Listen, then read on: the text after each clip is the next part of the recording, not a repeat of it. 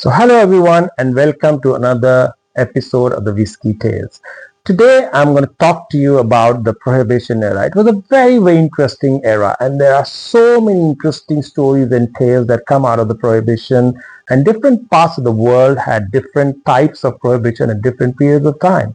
The longest Prohibition that we know of and the most famous one is actually the US Prohibition, where there are lots and lots of fascinating stories on how the bootleggers used to get involved, how the whiskey was actually bought and sold during the Prohibition.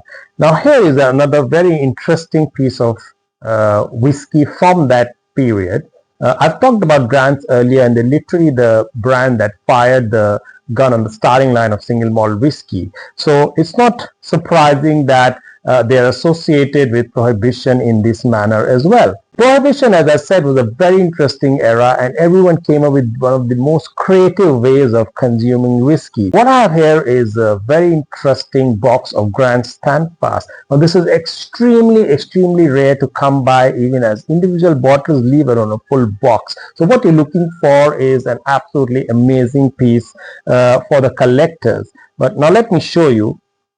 This was also a display box for the countertops. Very interesting bottles of whiskey which are called the matchbox whiskies at the time.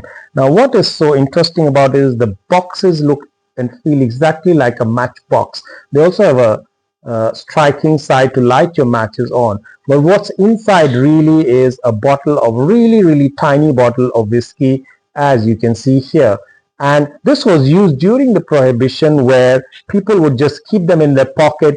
If caught by the police or any regulators at best, they would first try to pass this off as, oh, it's a matchbox. And without a deeper interrogation, it would actually pass for a matchbox at the time. But what's inside was a really tiny shot of whiskey.